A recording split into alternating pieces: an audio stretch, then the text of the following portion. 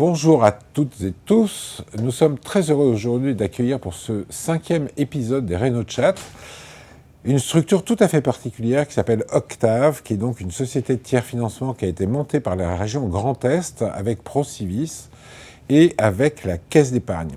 Octave est dirigée par Maxime Langlais, que nous allons retrouver ensemble tout de suite. Maxime a réussi à monter des solutions très opérationnelles terrain sans lui-même de faire de financement, mais en réussissant à monter des enveloppes de préfinancement, à monter des garanties, le tout basé sur une approche très rigoureuse de la qualité et du process des rénovations. Laissons la place à l'artiste. Eh bien, bonsoir Maxime, très heureux de t'avoir dans les RénoChat ce soir. Maxime Langlais donc est avec nous, patron d'Octave. Maxime, on ne te connaît pas si bien en fait. Qui es-tu comme personne? Tu veux vraiment tout savoir? Oui, tout. Alors, salut Sébastien. Alors Maxime Langlais, je suis un père de famille pragmatique. Mais comme tu le dis, directeur de cette structure qui s'appelle Octave, qui a 6 ans, bientôt 7 maintenant. Je te disais pragmatique parce que j'ai une formation technique, ça vient sûrement de là. Formation technique. Ouais, formation technique en génie électrique. D'accord. Voilà. Et puis après un parcours chez un constructeur automobile en tant que chef de projet informatique, pas très loin d'ici, à Boulogne-Billancourt. J'ai découvert les joies de l'entrepreneuriat pendant une dizaine d'années.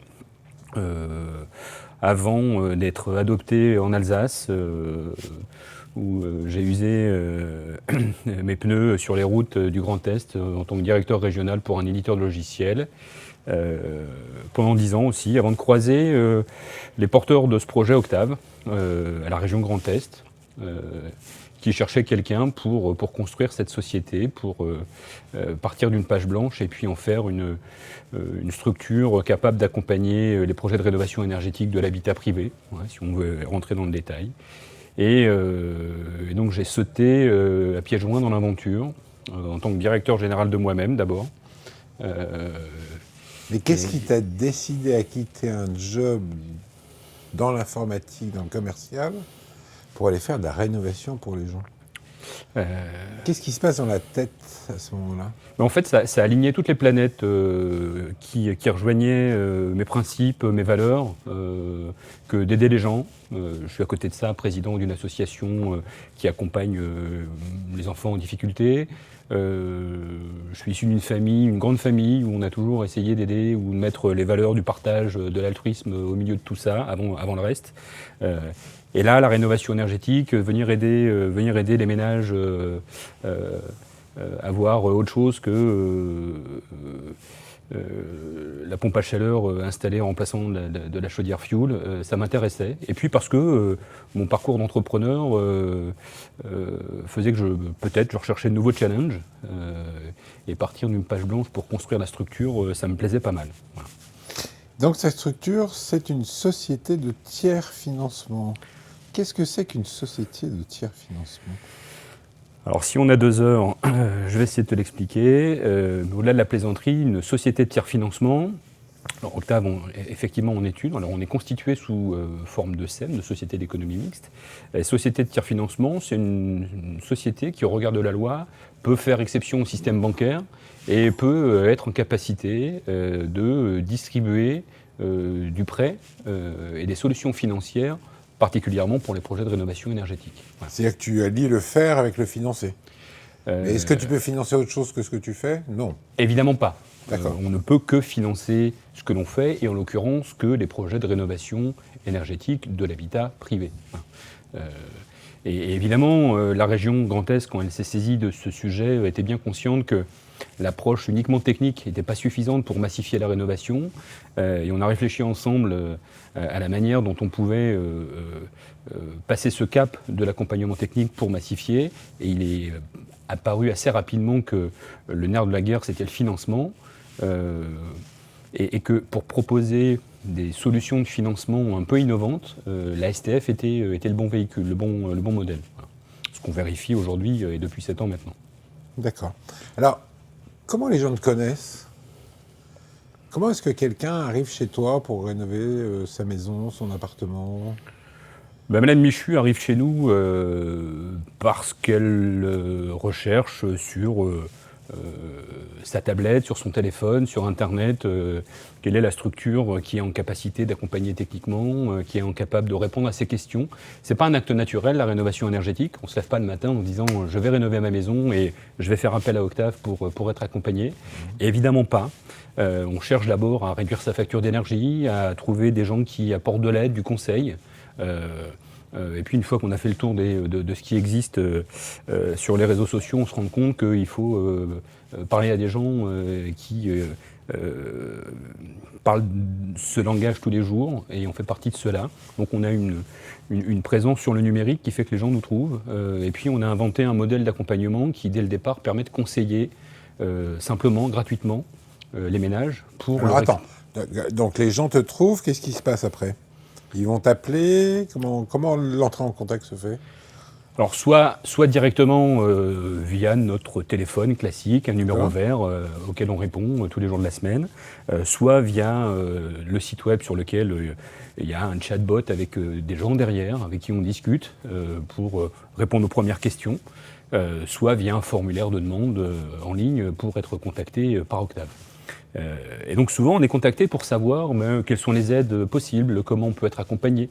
Et donc notre premier métier, c'est d'expliquer que la rénovation énergétique, c'est pas simplement des aides, c'est un programme, un projet ambitieux, et qu'on est là pour rendre possible ce projet ambitieux.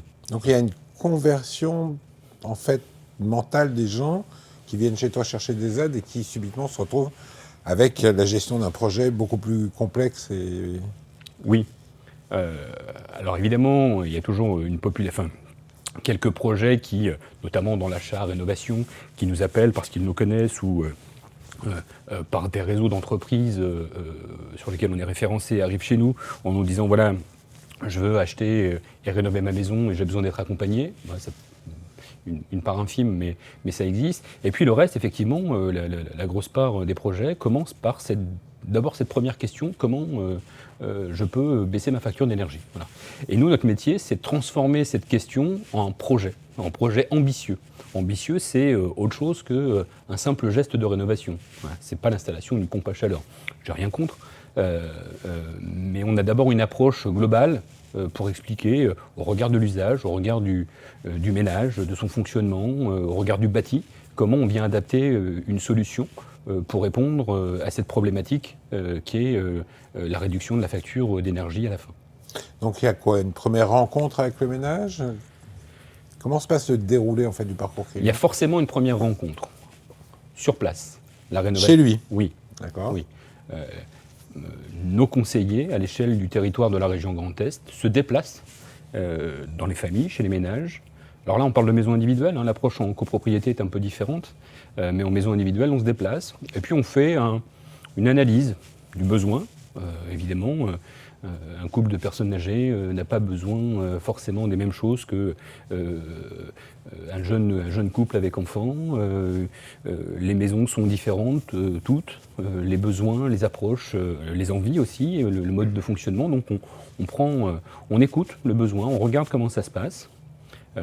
Bien sûr, on a une approche thermique pour étudier le bâti et comprendre comment il fonctionne, pour comprendre l'étiquette énergétique. Et puis, à la lecture de cette photo, on vient estimer les scénarios de travaux possibles en expliquant quels sont les travaux les plus ambitieux, comment ils se financent et comment on arrive à un résultat performant à la fin et comment ce résultat performant peut financer tout ou partie le montant des travaux avec la réduction de la facture d'énergie. Et donc oui, on est au contact des gens d'abord pour leur expliquer tout ça. Alors c'est du temps long, la rénovation énergétique. Il y a beaucoup de défiance, fatalement. On a tous été victimes de vendeurs de solutions miracles à 1 euro, de pompes à chaleur magiques. Donc il y a beaucoup de défiance et il nous faut réinstaller de la confiance. Et donc ça prend du temps pour expliquer aux propriétaires qu'avec Octave, on va être capable de les accompagner vers un projet cohérent au regard de leurs besoins, de leur fonctionnement et de leur maison. Et ça veut dire que le chargé de projet va voir la famille avant qu'elle signe pour le projet de travaux, quoi? 2 fois, 3 fois? Au moins 2 fois. Au moins 2 fois. Au moins 2 fois. Il y a au moins 2 échanges qui se font sur 1, 2, 3, 4 mois, évidemment. Des fois, il y a quelques échanges par mail, par téléphone pour affiner la situation. Mais oui, il y a forcément 1 ou 2 échanges, 1 ou 2 visites pour expliquer le scénario de travaux idéal et de regarder quelles sont les solutions techniques et les solutions de financement possibles pour y arriver. Alors comment est-ce qu'on fait justement avec les solutions de financement? Parce que je rappelle quand même que Octave est une STF qui ne fait pas de financement direct, donc qui a passé un certain nombre d'accords avec un certain nombre d'organismes. Et ce qui est intéressant effectivement dans cet exemple d'Octave, c'est à quel point ça a pu être aussi efficace au travers de cette relation étroite qui a été constituée au fur et à mesure du temps avec ses partenaires financiers et autres. Alors, effectivement, je le disais tout à l'heure, le financement de la rénovation, c'est le nerf de la guerre. Et je parle du financement du reste à charge. D'abord, on s'est posé la question de savoir comment on pouvait simplifier l'approche financière d'un projet. Et donc la première solution que l'on a mise en place, c'est le préfinancement des aides. Un projet de rénovation énergétique en France bénéficie d'aides nationales, qu'on appelle MaPrimeRénov', et qui peut représenter des montants non négligeables, et qui sont déterminants pour les ménages pour pouvoir se lancer dans un projet de rénovation énergétique. Sauf que MaPrimeRénov', il faut avoir fait les travaux et présenter les factures finales avant de pouvoir récupérer l'argent.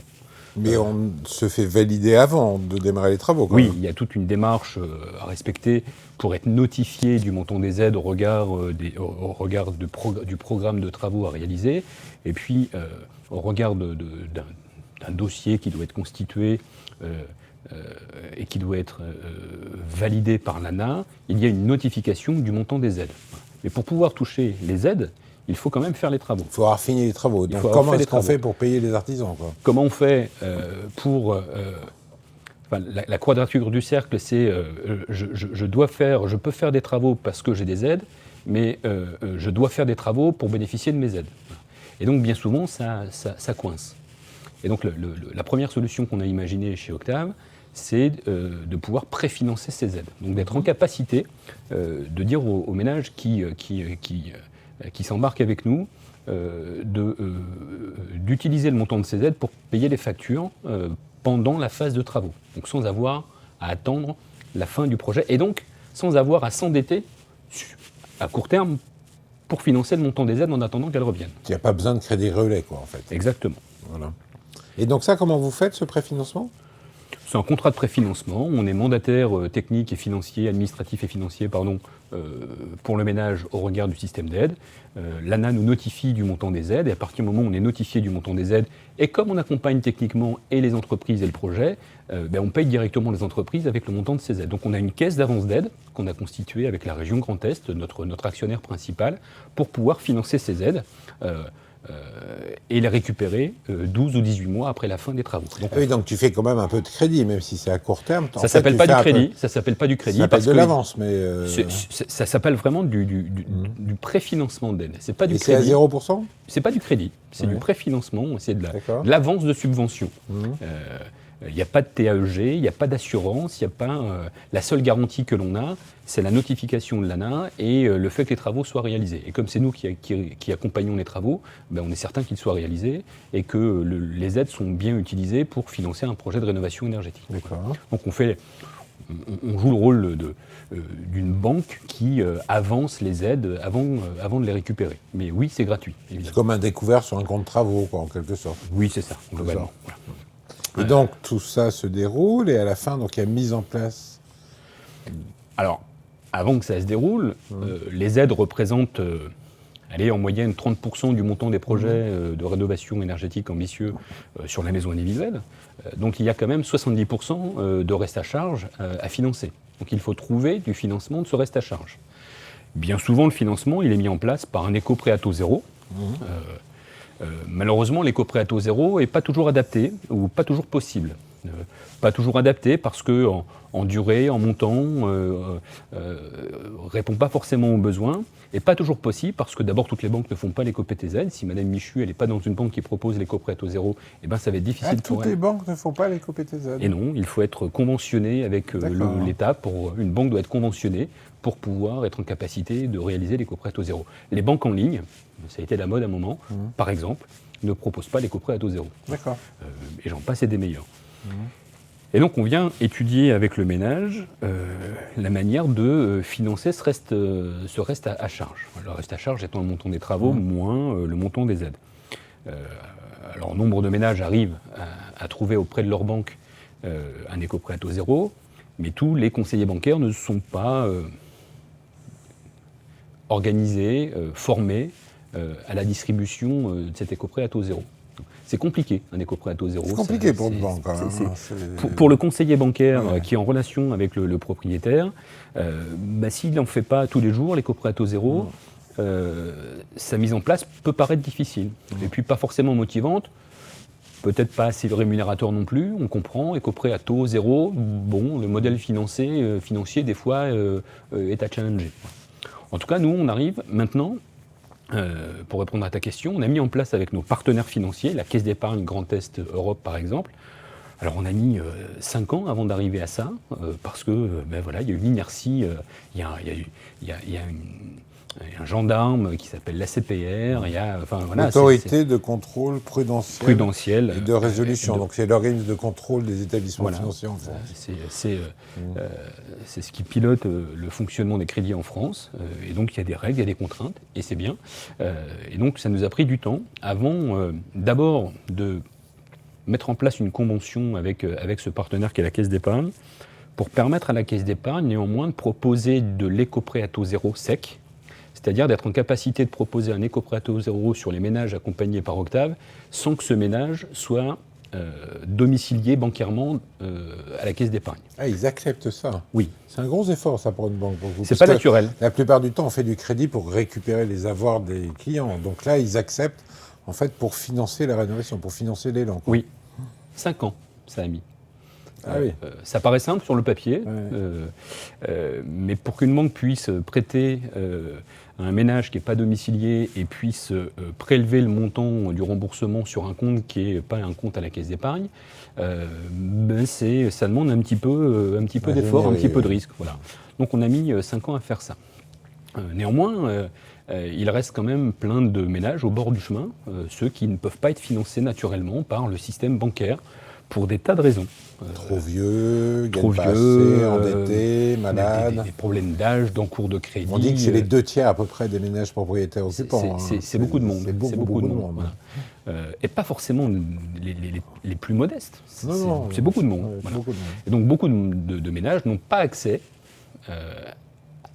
par des problèmes de garantie, à l'éco-prêt à taux zéro. Et donc avec la région Grand Est, on y a travaillé aussi un bon nombre d'années. On a mis en place, depuis fin 2024, un fonds de garantie, via un contrat tripartite région Grand Est, Caisse d'épargne Grand Est et Octave, pour que les projets accompagnés par Octave puissent néanmoins être financés par un éco-prêt à taux zéro de la Caisse d'épargne, même si la garantie classique bancaire ne peut pas s'appliquer pour ces raisons que tu évoques, d'âge, de dette, de taux d'endettement. Oui, donc on met en fait en place une garantie dédiée. Voilà. C'est ce qu'on appelle du rehaussement de crédit. C'est-à-dire qu'on vient prendre une clientèle beaucoup plus large parce que dans le cadre de la garantie qu'on a apportée, du coup, on sait maîtriser. Parce que ce fonds de garantie permet d'effacer le risque de la banque, qui, via son système de référentiel de crédit, ne pourrait pas prêter, parce qu'une garantie ne pourrait pas se mettre en place. Et donc, nous, on vient surgarantir ce prêt-là avec ce fonds de garantie. Ce qui fait qu'en cas de défaillance du remboursement, ce fonds de garantie permet à la banque de récupérer son capital restant dû. Voilà. C'est pas simple, mais ça nous permet, là aussi, de proposer du financement à ceux qui, trop souvent, sont restés sur le bord du chemin. Et ça permet surtout de cranter un peu plus le montant des rénovations et d'aller plus loin que ce qui était prévu. Quand on ne peut emprunter que 20 000 euros parce que la banque ne permet pas d'aller plus loin, eh ben, je suis limité à des travaux peu ambitieux. Par contre, quand je peux emprunter 50 000 euros et si à ça j'ajoute 20 000 euros d'aide qu'Octave me finance, eh ben, j'ai 70 000 euros de budget et là on change d'échelle sur le projet de rénovation, on change d'échelle de résultat énergétique à la fin, et donc l'équation fait que je fais plus de travaux, j'ai plus de résultats, j'ai plus de gains énergétiques, je dégage de la valeur, je dégage des économies, et je peux davantage rembourser... Ça veut dire que tu intègres les économies d'énergie dans le montage du plan de financement ? Alors, la banque, c'est toujours les banques qui font des crédits, notamment la Caisse d'épargne, et les banques classiques n'intègrent pas l'économie d'énergie. C'est un des derniers verrous à faire sauter. Et c'est en ça que l'éco-prêt à taux zéro n'est pas adapté aujourd'hui aux besoins de la rénovation énergétique performante. Parce qu'elle n'intègre pas, par exemple, dans les conditions d'octroi, l'économie d'énergie réalisée par les travaux énergétiques.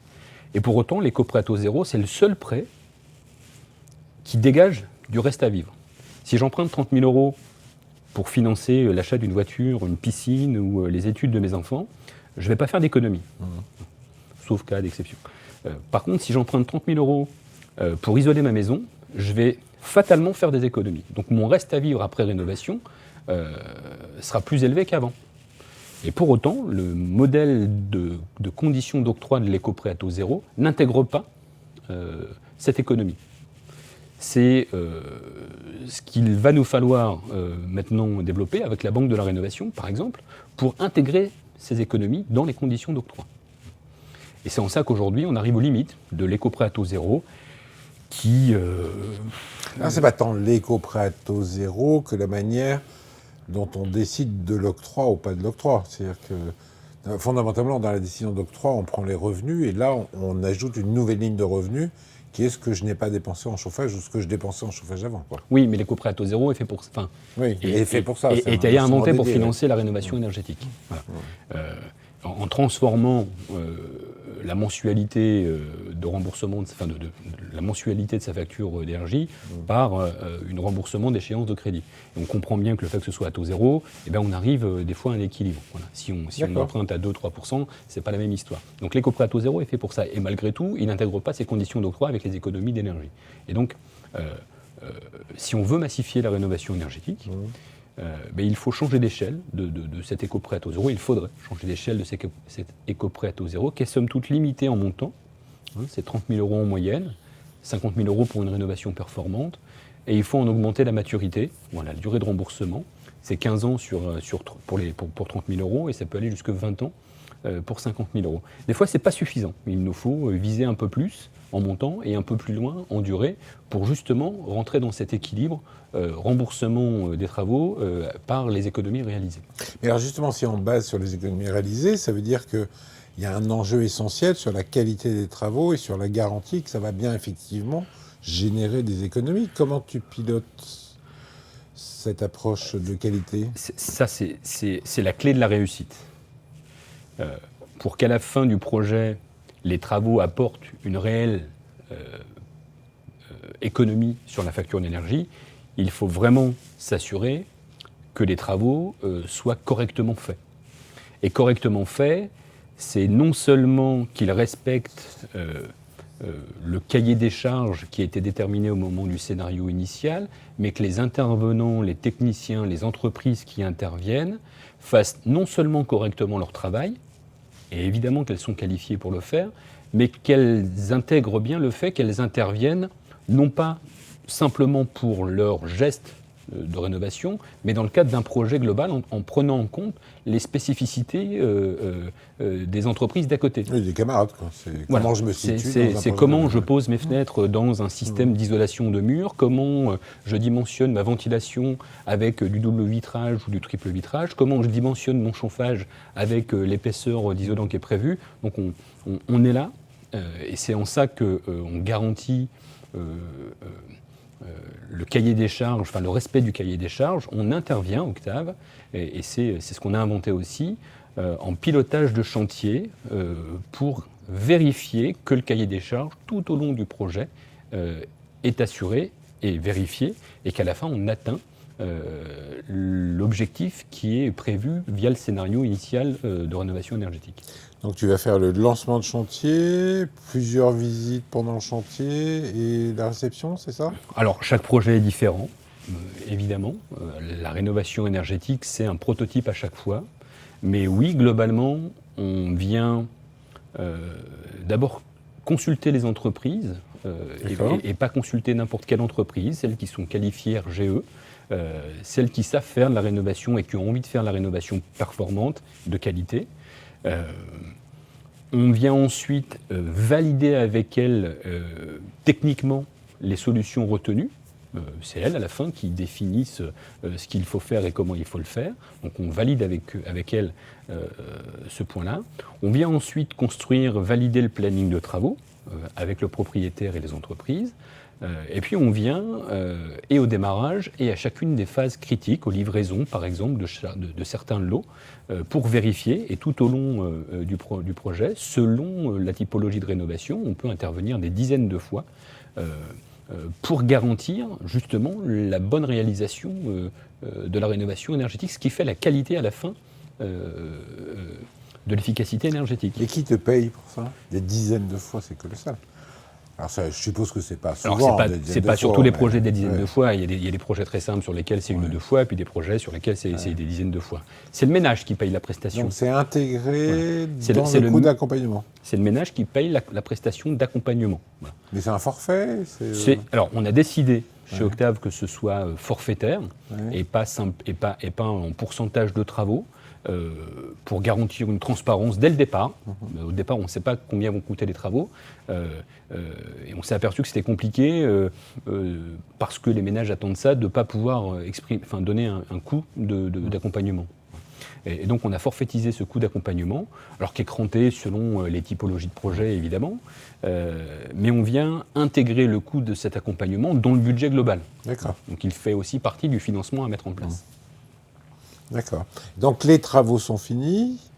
La réception a été faite avec votre présence, je suppose. La réception attentive est faite avec le chargé de projet Octave qui vient vérifier. Alors il l'a vérifié tout au long, mais il vient vérifier à la fin parce qu'il nous faut des PV de réception pour des histoires d'assurance également.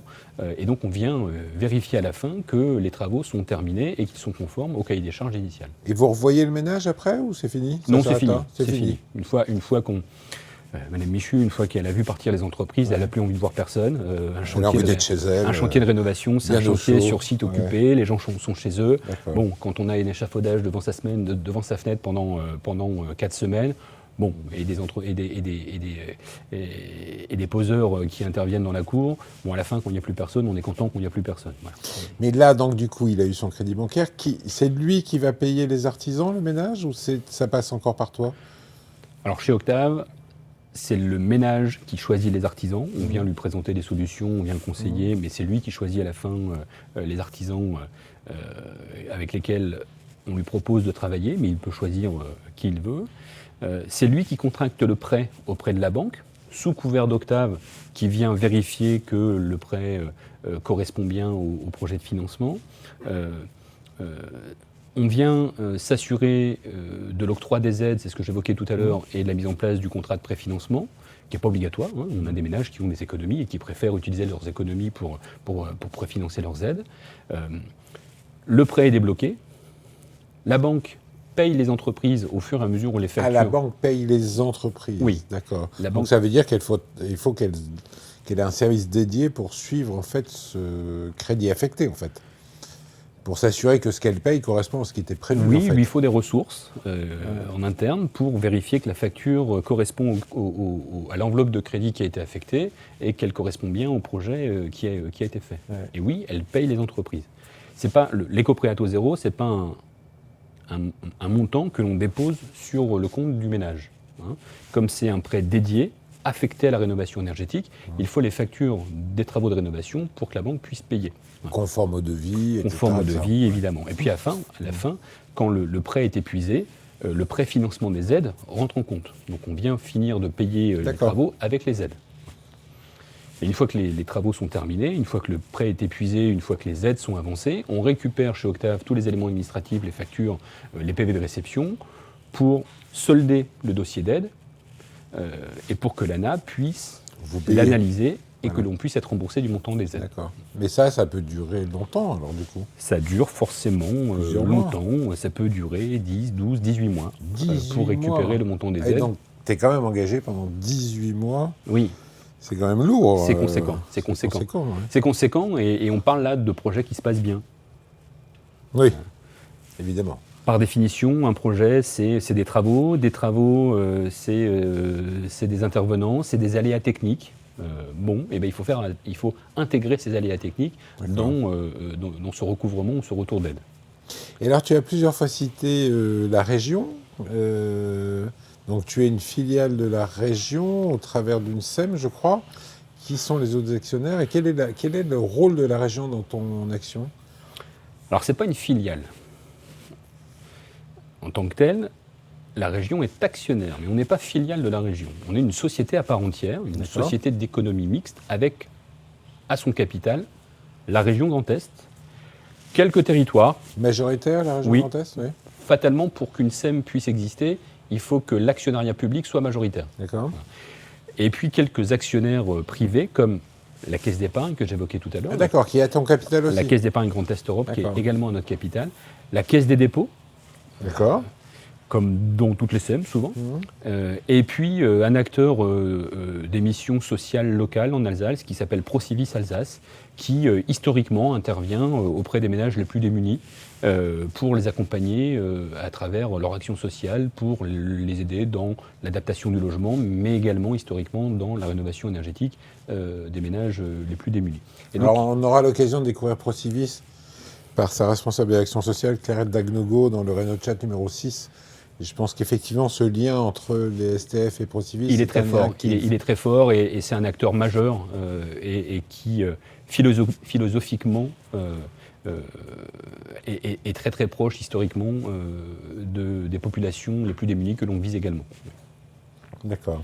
Et donc ça, cet actionnariat, le rôle de la région va au-delà simplement d'un rôle d'actionnaire de la SEM, je suppose. Alors oui, je le disais, le rôle de la région, c'est d'abord de diffuser une politique publique de la rénovation et de faire la promotion de la rénovation énergétique en mettant les moyens pour en faciliter son action. Je le disais tout à l'heure, c'est avec la région que l'on a mis en place cette caisse d'avance d'aide pour permettre le préfinancement. On le voit, ça coûte cher de préfinancer sur 12 ou 18 mois. Et quand on n'est pas une banque, il faut avoir des fonds suffisants pour pouvoir le faire. Et avec la région, on a mis ça en place.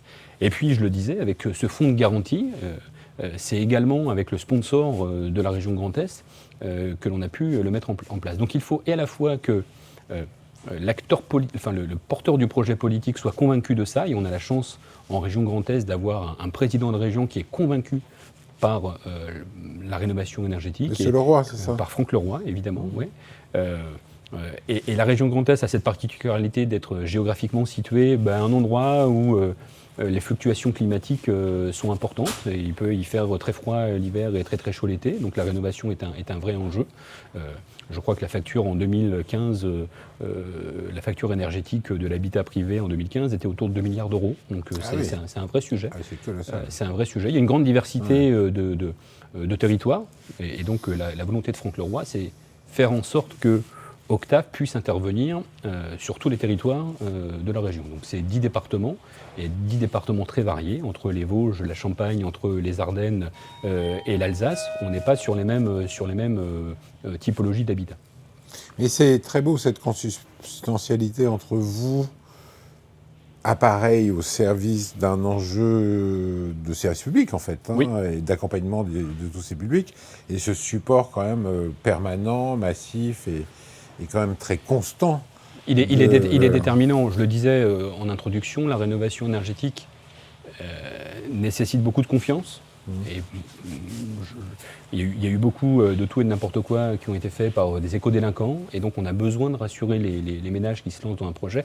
Et le fait d'avoir notre actionnaire principal qui s'appelle la région Grand Est, ça vient évidemment nous positionner en tant que tiers de confiance, et dès le départ, nous permet de nous concentrer sur l'essentiel avec le ménage et pas simplement sur le fait de devoir exister commercialement parce qu'on pourrait exister à travers un panorama d'acteurs pas forcément bienveillants. Alors je crois que tu travailles aussi beaucoup avec l'Europe. Alors on a eu la chance d'être accompagné dès la création d'Octave par la Banque européenne d'investissement, effectivement, qui a permis d'amorcer la pompe. La rénovation, c'est du temps long. Avant de pouvoir trouver un volume d'activité, de se faire connaître, de démarrer, il faut amorcer la pompe en termes de fonds propres. Et on a eu la chance d'être accompagné par la Banque européenne d'investissement à travers un premier programme ELENA, qui est un mécanisme européen qui permet de financer via des subventions des projets comme les nôtres. Donc ça, c'était en 2019. Et puis en 2021, on s'est lancé dans l'accompagnement des copropriétés. Et là aussi, on a aussi sollicité la Banque européenne pour amorcer la pompe, le temps de démarrer notre activité et d'atteindre notre altitude de vol pour accompagner les projets de rénovation énergétique des copropriétés. On a bien fait de le faire parce qu'en 3 ans, on a accompagné un peu plus de 1000 copropriétés. Ah oui, quelques chiffres. Alors, 2024, nombre de maisons individuelles, nombre d'appartements. 2020. Alors, je le disais, Octave a démarré à l'été 2018. Oui. On a construit Octave 2018. Le premier projet accompagné, c'était début 2019, une fois qu'on a eu construit tout le back-office. Et à l'été 2024, on a franchi le seuil des 1000 maisons accompagnées et des 1000 projets en copropriété accompagnés également. 1000 projets pour combien d'appartements ? Alors, en moyenne, une copropriété, c'est en moyenne 40 lots. Voilà. Donc, ça veut dire que tu as rénové 40 000 appartements ? Alors, on n'a pas rénové 40 000 appartements. On parle de... Alors, en maison, 1000 maisons, c'est 1000 logements. Voilà. Sachant qu'en 2024, donc là, je parle 2019, 20, 21, 22, 23, 24, 6 ans. Sur 6 ans, 1000 maisons. Oui. Bon. Et sur l'année 2024, à elle-même, c'est 500 maisons. D'accord. Donc, en fait, une explosion de la production. Et voilà. Et on a une courbe croissante en permanence. Je le disais, j'étais 1 en 2018. On est 62 aujourd'hui. Alors, on atteint notre limite, mais on accompagne cette croissance avec la dimension d'Octave. Donc 1000 maisons en 4 ans et 1000 copropriétés accompagnées. Sur ces 1000 copropriétés accompagnées, on en a à peu près 200 qui sont en phase d'accompagnement et ou de travaux. Accompagnées, ça veut dire qu'on les a vues passer et puis elles vont mettre du temps avant de voter, puisque ça se passe comme ça en copropriété, le programme des travaux. Une copropriété, ça met au minimum 3 ans entre le premier moment où on vient les écouter, leur expliquer, et puis le moment où elles prennent le choix de se lancer dans les travaux. Donc on vient cranter ça. Et donc tu as rénové combien d'appartements l'année dernière ? L'année dernière, ça correspond, je crois, à 3800 logements rénovés via notre accompagnement. Donc 500 maisons et 3800 appartements. 148 copropriétés exactement l'année dernière. Oui. Donc c'est à peu près les mêmes chiffres que le SPE Hauts-de-France qu'on a écouté dans le précédent Renault. Oui, c'est le même ordre de grandeur. On s'amuse souvent à regarder comment on fait ensemble pour atteindre ces volumes-là, mais on est à peu près sur la même ordre de grandeur qu'Alice. Parce que 4300 logements sur 91 000 rénovations globales en France, ça veut dire que tu as 5% du marché à toi tout seul, en fait, à peu près. Oui, et on va rester à ce niveau-là. C'est-à-dire que tu ne montes pas plus après ? Non. L'ambition et l'objectif d'Octave, d'ici 2027, c'est d'atteindre un rythme de croisière annuel de 500 maisons et de 5000 logements collectifs. D'accord. Voilà. Et pour faire ça, il faut être drôlement structuré déjà et être 70, 80 personnes. Mais on n'a pas pour ambition de faire toute la rénovation du Grand Est, mais de montrer que c'est possible, que de les faire bien.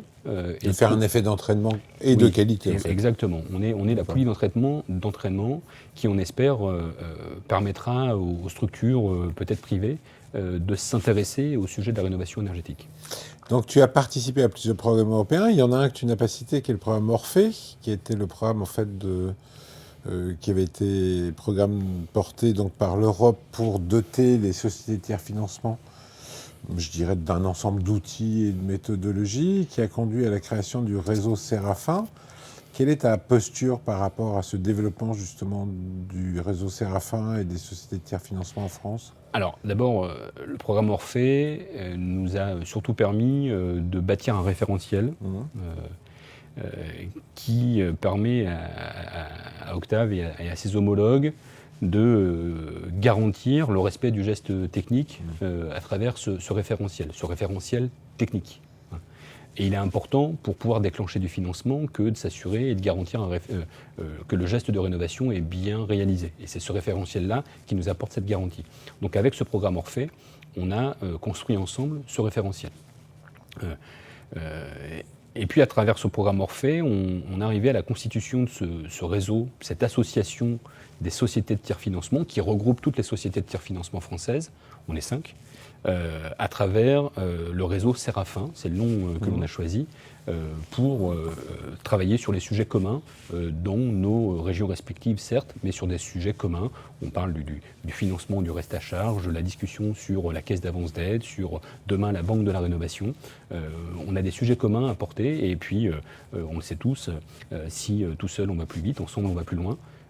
Et c'est important que de se regrouper pour nous, que de travailler sur des sujets communs comme le financement de la rénovation. Alors justement, ce projet de banque de la rénovation, FIDO Banque de la rénovation, qu'est-ce que ça veut dire pour une structure comme Octave ? Qu'est-ce qu'on peut en attendre Ça veut dire d'abord simplifier l'accès au financement du reste à charge. Aujourd'hui, chez Octave, le financement, il est porté par les banques. Et pourtant, une banque assez motivée, qui s'appelle la région Grand Est, notre partenaire, mais néanmoins, ça reste une banque qui est contrainte dans son système, par ses autorités de tutelle, à respecter certaines contraintes. Voilà.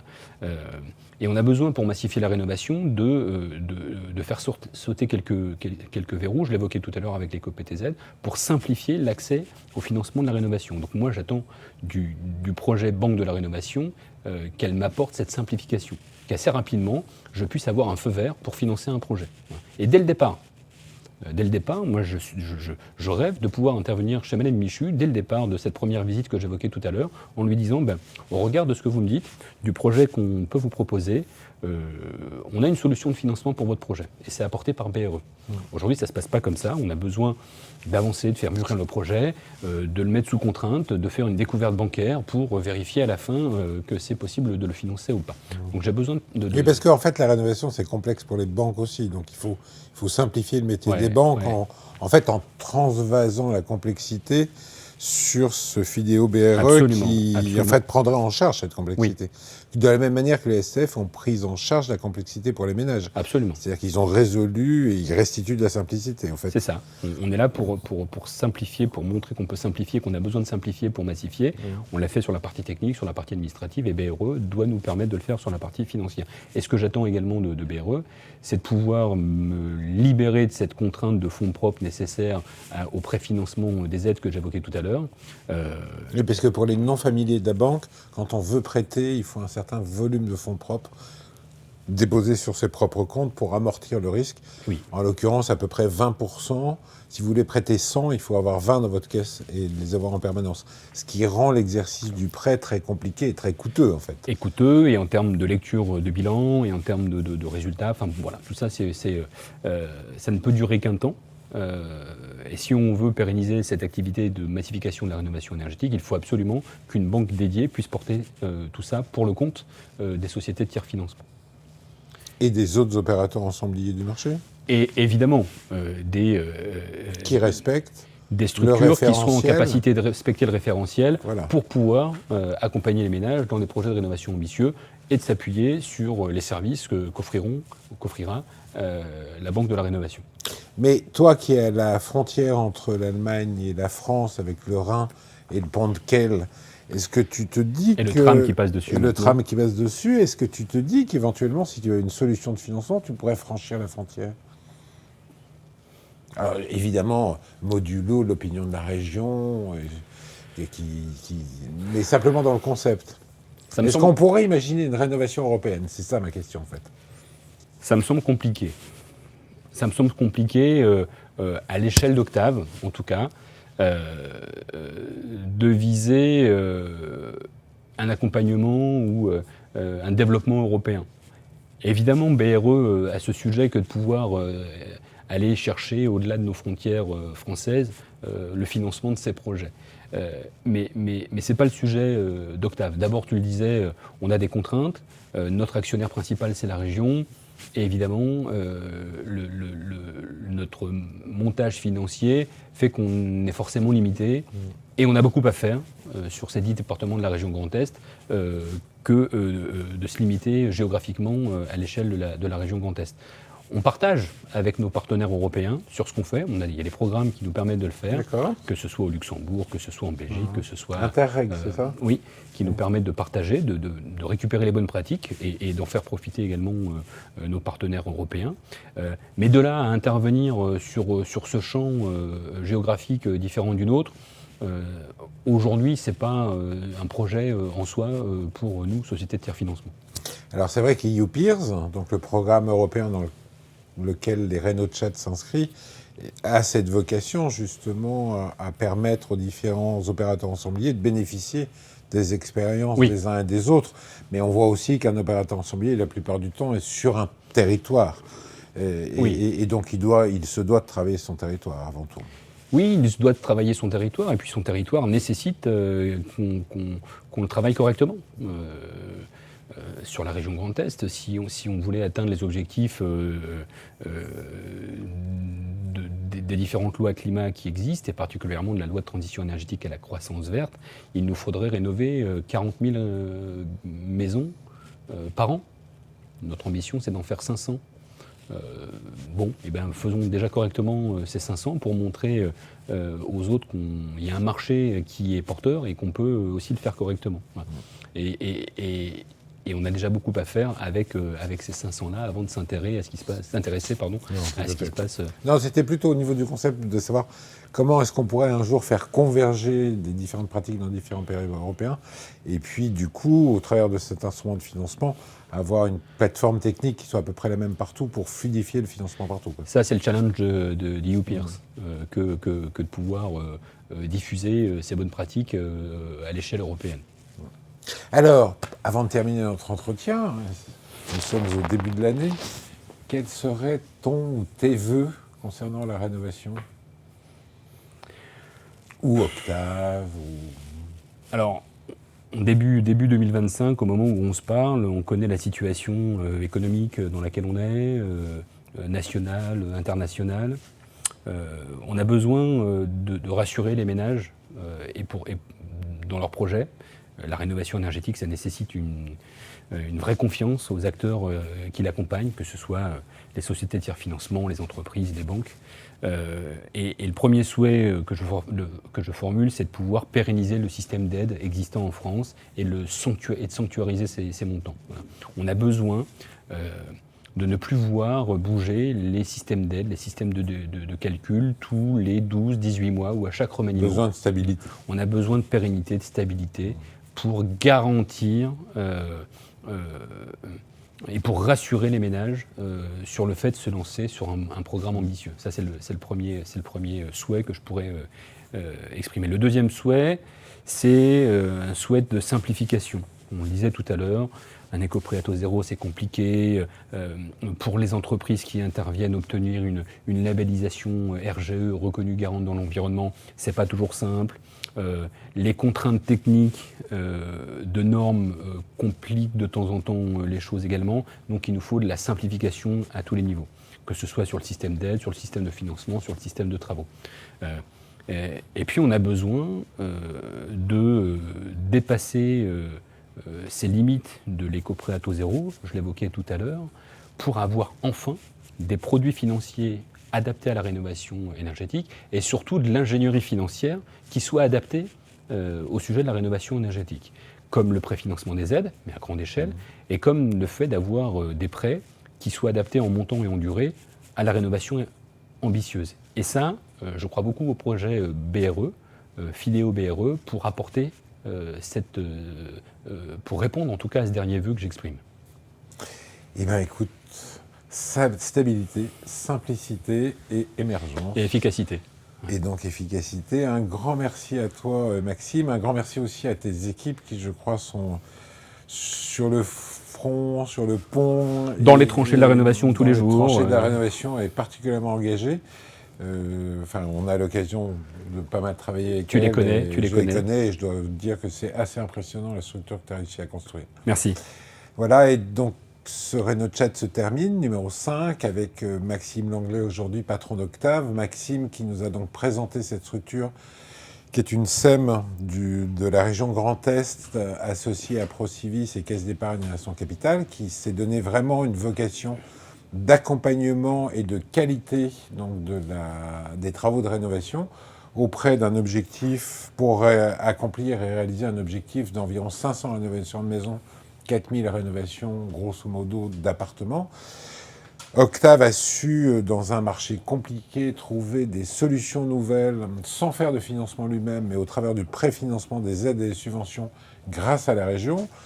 Elle a su aussi convaincre les banques d'accompagner peut-être plus facilement des clientèles moins éligibles au crédit grâce à un fonds de garantie qui a émergé à la fin de l'année dernière, de nouveau avec l'aide de la région. On voit cette intimité et cette consubstantialité de l'action de la région et d'Octave, et on voit à quel point c'est véritablement le socle sur lequel tout ça peut se construire et peut se développer. L'exemple d'Octave aujourd'hui est un exemple qui est utilisé partout en Europe. Je crois que, ma foi, j'ai été très heureux de pouvoir vous le présenter aujourd'hui. N'hésitez pas à appeler Maxime en direct, c'est un homme affable quand il n'est pas en colère. Et c'est en tout cas un homme extrêmement accueillant pour une ville à Strasbourg qui n'est pas moins accueillante. Vive l'Alsace, vive l'Europe et vive Octave. Bonne soirée.